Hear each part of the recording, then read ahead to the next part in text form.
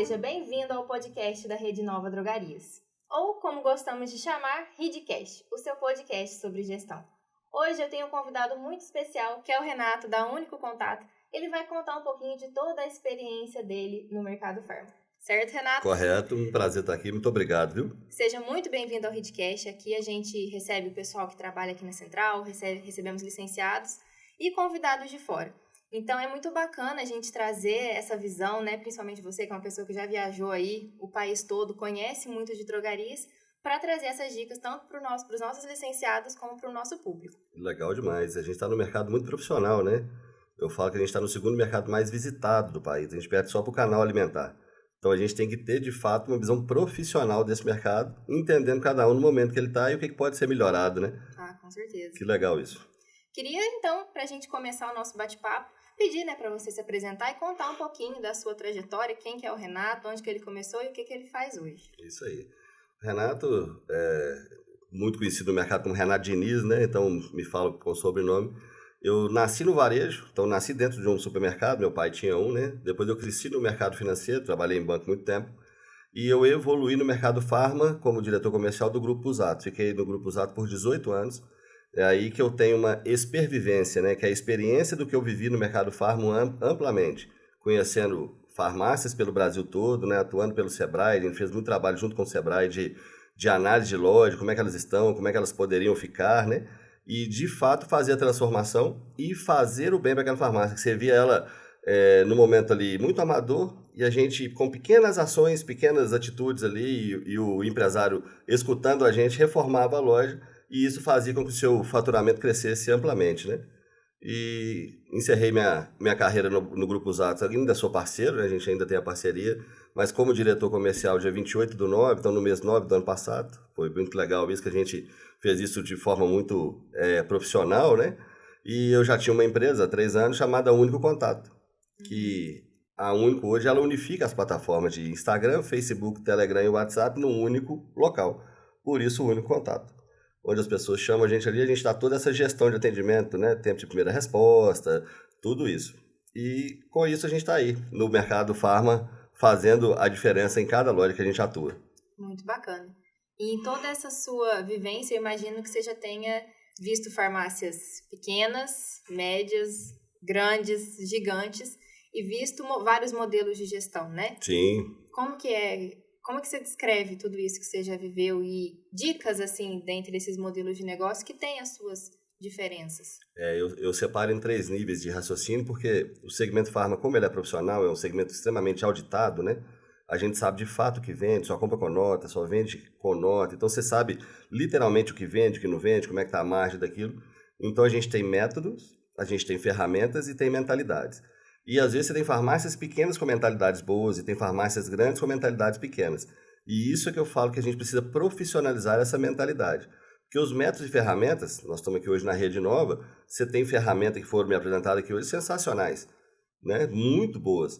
Mas se o dono da farmácia não tiver a mentalidade de colocar aquilo em prática, tiver a atitude de fato de colocar aquilo em prática, de nada adianta eu ter métodos e ferramentas. Então, por isso que a gente entende o cliente como ele está, para depois atender ele, porque aí a gente entende, o momento dele é esse, então a gente precisa galgar alguns degraus aqui para fazer o crescimento, para fazer a diferença e tornar essa farmácia profissional, não deixar ela de forma amadora, né? Você vê mesmo os últimos dados, a gente abriu 18 mil lojas nos últimos 24 meses, nos últimos 2 anos, e fechamos 5 mil farmácias independentes. Por que fechou, se o mercado é próspero? Não entende? Precisa se unir para poder conseguir condições melhores. Olha que legal. Além de condições melhores, ferramentas melhores, gestão melhor layout, melhor mix. Às vezes eu tenho um mix produto amplo e talvez é um mix que não cabe naquela região. Ou eu tenho um mix pequeno, eu tenho muito estoque, tenho pouco mix e a região compradora de outros produtos eu não tenho na farmácia. Então a gente consegue fazer disso de uma maneira muito legal para o cliente, né? Imagino. Estou vendo aqui na sua camiseta, eu acho que é uma coisa muito bacana da gente comentar, que acredito que faça parte da sua jornada, que é o bom, bonito e cobiçado. Isso de aí. onde que surgiu essa frase? Eu achava que eu era financeiro na vida. Aí, tanto é que eu formei em finanças e tudo mais, atuava como financeiro, né? Já lecionei, já fui professor de matemática financeira, olha que loucura, né? E nisso, a vida me levou para o comercial. E para o comercial você precisa ter um quebra-gelo, né? Para você ter uma entrada, arrancar um sorriso, para ficar leve, né? E o meu quebra-gelo lá atrás era, e aí, Renato, como é que você tá? Eu falei, eu tô bom, bonito, cobiçado. E você, como é que está? E aquilo dava um quebra-gelo legal. Só que isso foi tomando uma amplitude tão legal, que hoje muita gente nem me chama de Renato, chama só o BBC chegou, o bom, bonito e cobiçado chegou. E eu falei, cara, por que não criar um método ou alguma coisa direcionada com isso? E a gente criou sua drogaria boa, bonita e cobiçada. São alguns passos para que ela seja boa, alguns passos para que seja bonita e alguns passos para que ela seja cobiçada no mercado, né? E isso traz muita importância e tem feito muita diferença com muita gente. Ah, imagino. E para começar disso, então, o que é uma farmácia boa? Então, eu falo sempre pelo concorrente. Às vezes você está conversando com o dono de farmácia e ele fala, nossa, mas a loja de fulano é boa, né? A loja de ciclano é boa, né? E eu pergunto, e o que ela tem de boa que você não tem? É time? É última linha? É gestão? É venda? É ponto comercial? Ou seja, aqui eu tenho várias estratégias que eu deixo a farmácia boa, né? É mix de produto, meu mix tá bom, eu atendo a região ali, meu time atende bem, então eu tenho vários insights que a gente analisa para ver se a farmácia tá boa, né? Uhum. Na gestão, simples assuntos. Eu misturo a minha conta física com a jurídica, né? Eu sei de fato qual a lucratividade que eu estou dando, eu sei o meu CMV, então a minha gestão tá boa, né? Meu ponto comercial, ele é um ponto que passa gente, eu tenho estacionamento, não tem, eu faço chegar ali. Então tem várias maneiras que eu deixo a farmácia boa. E eu deixo até a pergunta para quem está assistindo aí, quem quiser me mandar alguma pergunta, alguma coisa, né? No meu Instagram, Renato Diniz, oficial. Você pode ir lá perguntar se a sua farmácia está boa ou não, ou me dar dicas. O que você acha que a sua farmácia está boa? Que ponto que ela está boa? Para que a gente possa analisar e trabalhar juntos. Você acha que é bacana para um dono de farmácia avaliar, né, ali o que ele acha que o do concorrente é bom? Porque às vezes é muito fácil olhar o do vizinho ali e ao invés de olhar para o da gente. Então, você acha que é uma forma dele começar a avaliar se a drogaria dele é boa, é ver o que chama a atenção dele em outros pontos? Sim. E eu costumo dizer que a gente é o que é o tempo todo. Por isso, trabalhar a mentalidade. Porque se eu sou um ser humano que eu fico olhando os outros, o que esse cara é bom, o que ele é bom, e por que eu não olho para o meu umbigo? Olha para mim, cara, o que eu sou bom? Qual é o meu ponto forte, né? E o que eu devo trabalhar o meu ponto forte? Como é que eu faço para expandir o meu ponto forte ali? E eu falo isso tanto da pessoa, do empresário, quanto do negócio que esse empresário tem. Então ele olha dentro da farmácia dele, o que eu posso melhorar? Por isso que eu digo que sou um amante da prosperidade. Prosperidade não tem a ver com dinheiro. Prosperidade é eu ser melhor amanhã do que eu sou hoje. Então eu estou prosperando, eu estou melhorando. E isso, eu fizer um trabalho bem feito, o dinheiro vai ser acrescentado. Então o dinheiro não é o foco, né? O foco é eu melhorar o meu trabalho. E quando você olha uma farmácia hoje no mercado profissional, nós temos 90 mil farmácias, fechamos com 90.907 em dezembro de 2022. É muita farmácia. E nesse mercado, 54 mil são farmácias independentes que precisam se profissionalizar, né? O mercado caminhou lá atrás de uma esfera 1, que o dono da farmácia era o centro de atenção. Então a farmácia tinha lá o nome dele, né? Farmácia do Caio, farmácia do Mário, farmácia do Sou Luísio. Então a farmácia tinha o nome dele. A pessoa ia porque ele era o médico da cidade. Como é que eu perpetuo o negócio se a pessoa ela é finita, né? Amanhã essa pessoa vai embora. Como é que eu vou perpetuar esse negócio? Então eu preciso ter um outro chamariz. Aí a indústria entendeu que se eu colocar produto na farmácia eu vendo mais, é o momento 2. O produto vira o centro de atenção. Então começa a lotar a farmácia de produto, começa a lotar a farmácia ali de displays, de um monte de coisa que ela fica extremamente poluída, mas era. Então foi muito assim, isso faz a mudança de layout acontecer, né? De um layout que eu não tinha produto nenhum, eu começo a ter balcão de medicamentos laterais e medicamento do fundo ganhando fileira de goma de parede, lotando a farmácia de produto. E depois eu evoluo para o momento 3, onde o ser humano, o shopper ou o consumidor, quem compra, né, quem decide a compra dentro do meu ambiente de venda, é o meu centro de atenção. Então eu profissionalizo esse mercado. Ainda nessas visitas pelo Brasil, tem farmácia no 1, tem farmácia no 2 e tem farmácia no 3 prosperando. Né? Então tem farmácia no 1 que está lá, ele sobrevive, ela dá lucro, ele sobrevive, mas não prospera. Ele não melhora a cada dia. Ele continua fazendo as mesmas coisas com viés de Gabriela, né? Eu nasci assim, vou morrer assim, Gabriela. Então, eu sempre fiz assim, assim que dá certo, eu sempre fiz assim. E nós tiramos fotos do mercado. Hoje, a foto, eu tenho assim, eu preciso atender bem e entender bem quem compra no meu terreiro, quem compra no meu ambiente de venda. Se você vai na farmácia, como é que você compra? Qual que é o hábito de consumo seu? Né? E a gente tem que entender você em todos os canais, na omnicanalidade. Então, a gente profissionaliza a farmácia até chegar aqui. Muito bacana. Então, quanto tempo que você tem 18 anos de mercado farma. Nesses 18 anos, muita coisa mudou, né? Muita coisa mudou. Muito provavelmente a farmácia que era bonita lá atrás... Lá atrás não é bonita hoje. Não é bonita hoje. Então, quais são as suas dicas para uma farmácia bonita? Gente, para falar da dica, eu vou falar da tríade do varejo. São 3 pontos para o varejo dar certo. Primeiro ponto, a farmácia tem que ter um ponto bom. Então, eu tenho que montar a loja onde é que passa gente. Então, o meu ponto tem que ser bom. Segundo ponto para mim prosperar ali, não adianta eu montar uma farmácia no lugar que passa gente e ninguém entrar na minha loja. Então, eu tenho que ter entrante. Para ele entrar, a loja tem que estar bonita. Eu tenho que ter uma fachada chamativa, uma loja iluminada, uns produtos, um mobiliário bacana, produto bem exposto, que me dá vontade de entrar. Na hora que eu passar assim na rua, eu falo, que legal, vou entrar. Então me dá vontade, a pessoa vai entrar. Então, ali. E o terceiro ponto, não adianta só ela entrar e sair, ela precisa comprar. Então eu tenho ponto bom, entrante, e eu tenho que comprar. E para comprar, eu preciso correlatar os produtos do hábito de consumo do meu shopper, do meu consumo, de quem vai ali. Então eu tenho que entender meu PCI, que é o perfil de cliente ideal que eu tenho. Eu estou numa área que é muito idoso, então eu tenho que colocar os produtos da maneira que o idoso compra. Eu estou numa área que tem muita criança, é passante, então se eu entender a minha área, o mix muda de região para região. Né? Até a mesma rede, às vezes o cara tem 10 lojas. O mix de produto dele não pode ser igual nas 10 lojas. Então, totalmente diferente. Totalmente diferente, de acordo com o perfil.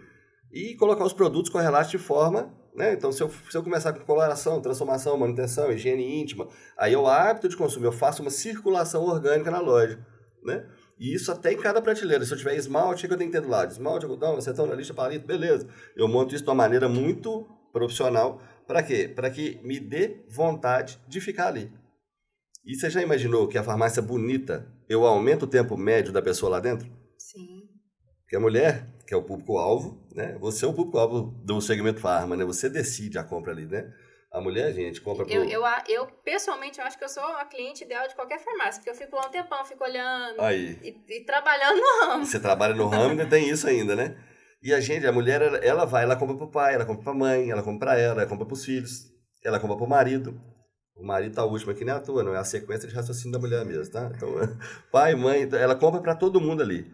E se eu entender o hábito de consumo dela, e eu sei que a mulher compra por impulso, porque o homem é monotarefa, o homem, se eu tiver um lugar, ele vai lá, preservativo, caixa e vai embora. Ele desodorante, caixa e vai embora. Ele resolve o produto dele, ele não fica olhando por amplitude. A mulher já compra por amplitude.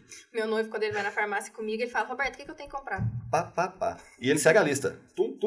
Não é isso?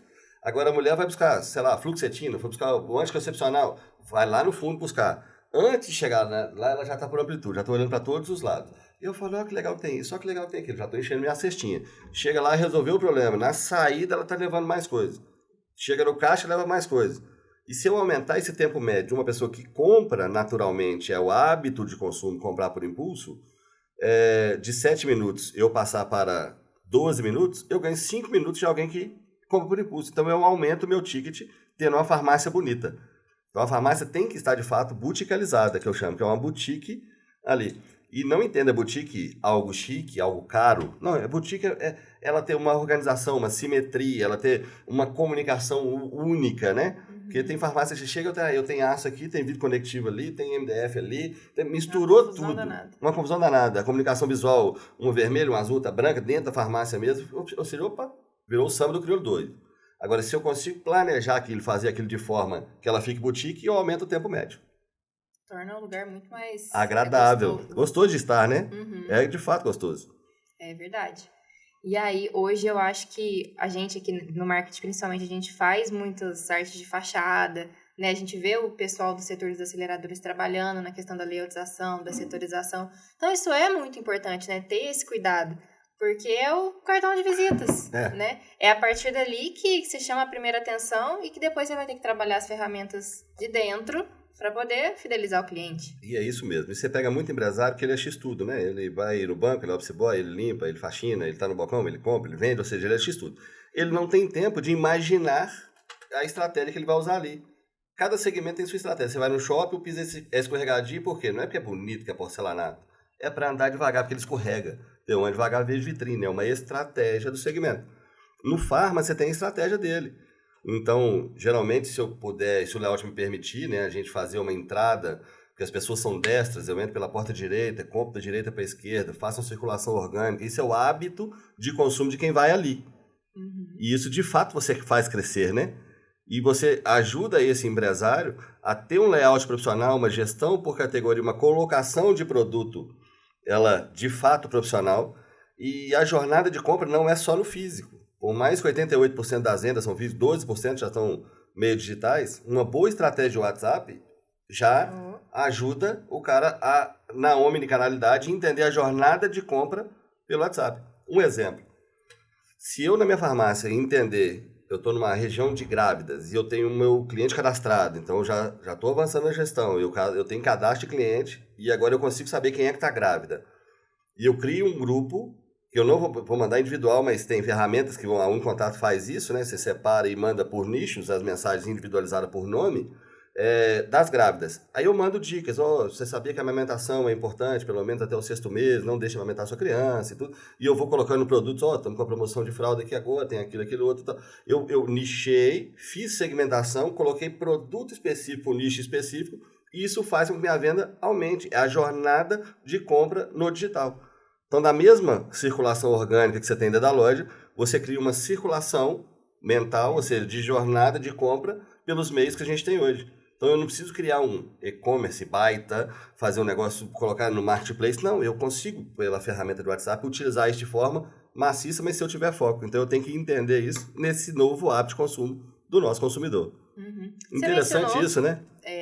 Você mencionou uma coisa que eu acredito que muitos donos de farmácia conhecem, talvez ainda não apliquem, ou talvez apliquem sem saber, e também tem pessoas que não conhecem. O que é uma gestão por categoria?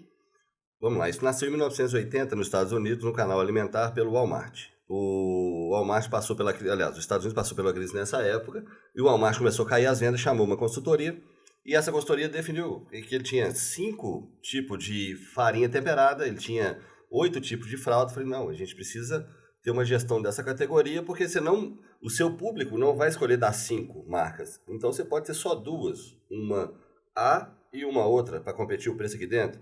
Fralda eu posso diminuir, e o produto de fralda está longe do produto de creme, então vamos fazer essa categoria, vamos fazer a gestão dessa categoria, vamos criar o mundo do bebê, o mundo da mamãe, vamos criar o mundo do automóvel, vamos criar a área da padaria, e ali eu começo desde os simples detalhes, por exemplo, vinho, né? Do lado do vinho eu tinha um abridor lá na utilidade doméstica, então eu começo a colocar um abridor de vinho do lado do vinho, um tira-gosto do vinho do lado do vinho. Então eu começo a colocar categorias que são correlatas juntas, e isso eu faço a gestão por categoria. Por isso que o canal alimentar está há 20 anos na nossa frente, no segmento farma. No supermercado, a cerveja está sempre próxima ao açougue. Você entende, né? Que legal isso, né? E você pega qualquer supermercado de bairro, eu tenho isso bem definido. O produto busca está no fundo. O açougue está lá, a cerveja está perto do açougue. Eu tenho produto arroz, né? Os farináceos estão lá. Aí eu começo do lado direito, eu tenho os produtos da emoção. Eu tenho a saída, eu tenho ali sorvete, que é perto do caixa para sair. Então eu tenho uma categoria desenhada. A entrada sempre à direita. Por mais que eu tenha 10, 12, 15 caixas, eu tenho que andar todos eles e entrar pela direita para que eu faça essa circulação. No segmento farma, a gente atua com isso há mais tempo. Quando a gente começou a falar disso, parecia o monstro do Lago Ness. Todo mundo falava, mas ninguém fazia. Hoje você vê claramente fazendo, né? Você vê, né, o espaço make, né, beautiful, né, a área da criança, melhor idade, né? Então eu consigo separar isso, né, conveniência, e eu consigo colocar o mundo homem, colocar isso de fato separado com produtos nichados, ou seja, da mesma categoria ali. Um exemplo é fralda, né? Muita gente usa fralda horizontalizada por causa de espaço. Ah, minhas prateleiras estão aqui, eu coloco a fralda em cima da prateleira. Então você chega na farmácia, além dela parecer bagunçada, que está tudo em cima da prateleira, se chega uma mulher, ela fala assim, me dá aquela fralda, pegou, passou no caixa e foi embora, porque eu não tenho o produto correlato do lado. Se eu tenho Fora espaço que infantil... nós, seres humanos, a gente tem muito aquele negócio de gostar de pegar. Do tato. tato. Demais.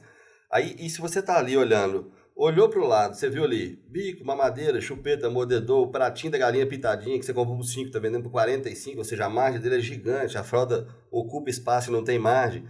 A pessoa fala, que gatinho bonitinho, olhando meu menino. Pegou, levou, agreguei valor, aumentou meu ticket médio, me faz vender mais, só pelo fato de estar bem colocado. Ontem eu escutei uma frase de uma empresária do segmento farma que ela falou, não tem produto errado na farmácia, tem produto no lugar errado, que aí não faz ele vender.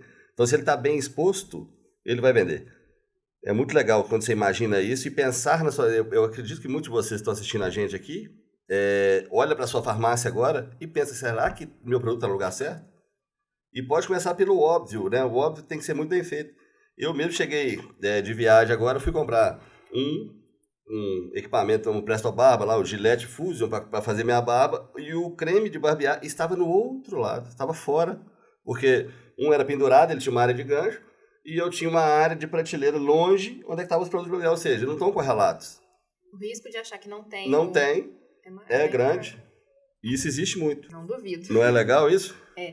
E aí, assim, eu acho que uma dica bacana, né, que talvez, acho que a gente saber que está fazendo uma boa gestão de categoria vai impactar ali no faturamento, você vê que você está vendendo mais, mas tem mais algum indicador dentro disso? Tem.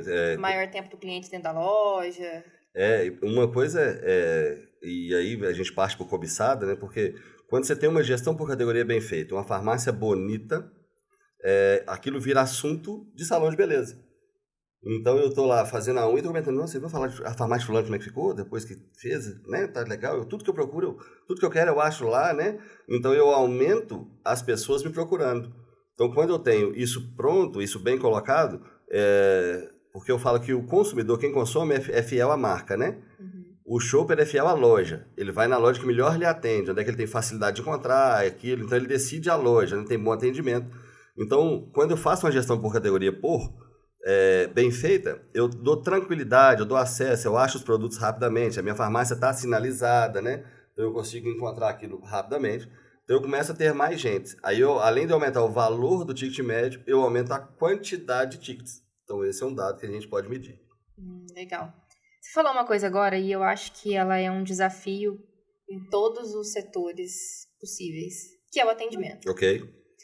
Você concorda comigo? Eu acho que hoje todo mundo tem esse desafio de entender o cliente, de lidar com pessoas que querem tudo para aquele momento, que é um reflexo da sociedade que a gente vive hoje. O que você enxerga de que é um bom atendimento? Porque a gente fala que hoje a gente fala, aqui tem o melhor atendimento.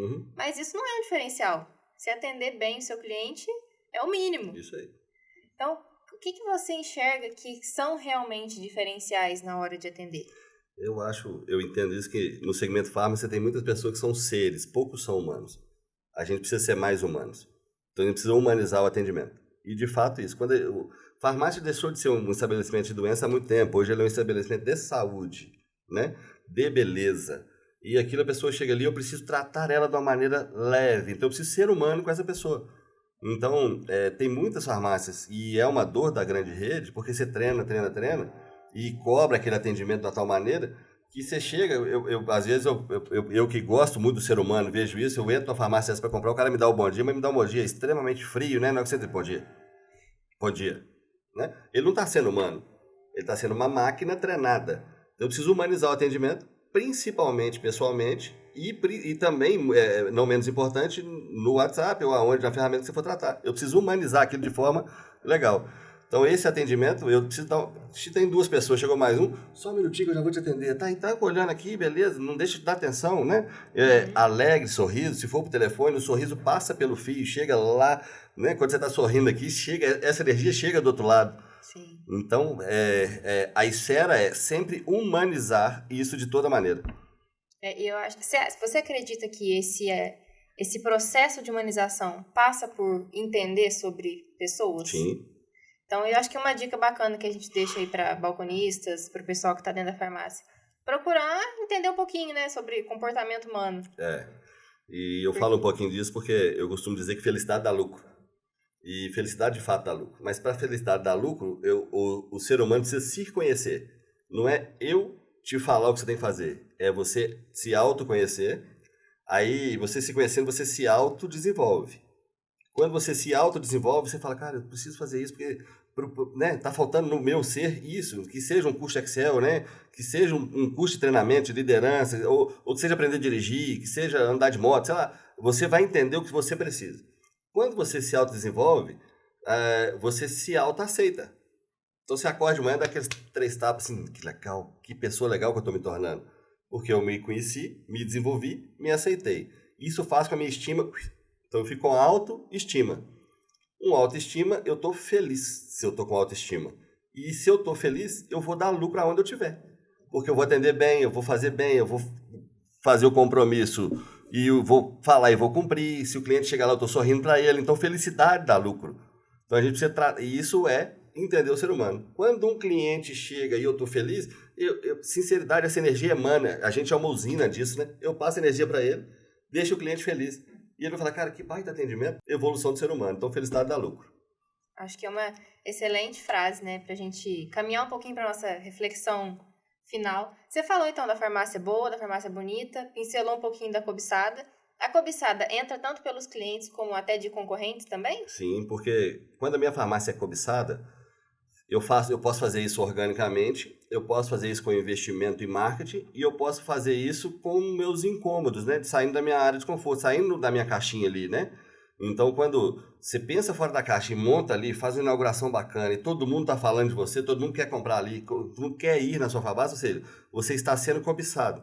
E, inclusive, o quê? O funcionário de outros querem trabalhar para você, estão te cobiçando para trabalhar, né? Os clientes querem comprar de você, estão te cobiçando para cá. Então, outras pessoas que têm imóveis estão te cobiçando, abre uma farmácia aqui também, abre ali também, eu tenho uma loja ali, né? Vou te dar um ponto legal ali. Então, esse cobiçado, ele vai sempre no viés positivo de que, cara, eu quero você cuidando, você está cuidando dessa região? Vamos cuidar de outra, né? E eu estou sendo visto a todo momento, que é muito legal.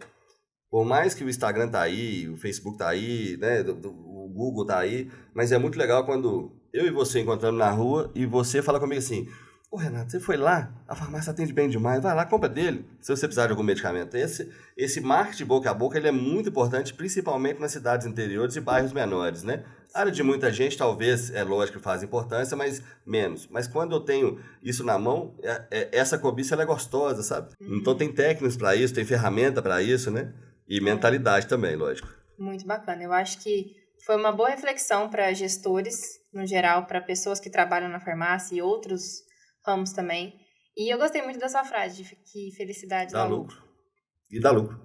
Então, que a gente esteja feliz no que a gente está fazendo, que a gente consiga estimular que quem está junto do nosso time também esteja feliz. Para que todo mundo saia feliz no final também, né? E que o cliente também, que vai ser o nosso maior marketing ali no final. E a gente tem que ter essa maturidade. A gente, como empresário, se tem alguém no meu time que não está feliz, cara, vai ser feliz em outro lugar? Vou andorinha, perder pra cima é ótimo, deixa o cara ser feliz, né? Se eu não tô feliz aqui, cara, eu tô no lugar errado, então eu preciso emanar isso, eu preciso trazer felicidade e entender de fato que a felicidade, ela lógico que não é um circo, tem regra, eu tenho 3 filhos, tem disciplina, tem que ter nota boa, tem que fazer isso, a gente é uma família feliz, mas tem regra, que toda farmácia tem, todo negócio tem que ter regra, mas não precisa ser aquela regra chata, de porrada, né? A gente consegue ser feliz no caminho, no trajeto, né? Tem muita rocha, mas a gente consegue ser feliz no trajeto. Com certeza.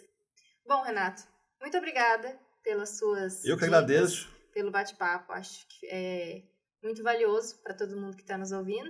E as portas do estúdio aqui da Rede Nova estão sempre abertas. Voltarei, com certeza. Compartilhar mais com a gente. Que bom, muito obrigado. Fico muito feliz com o convite aí. Espero de alguma maneira um pinguinho ter contribuído. E quem quiser um pouco mais, chama a gente aí nas redes sociais, estamos lá. Repete suas redes sociais. Renato Diniz, _oficial. Isso aí. Bom, espero que você tenha gostado do nosso conteúdo e reflexões de hoje. Ressignifique seu negócio, renove-se e faça bons negócios com uma mentalidade aberta e próspera. Muito obrigada e até a próxima!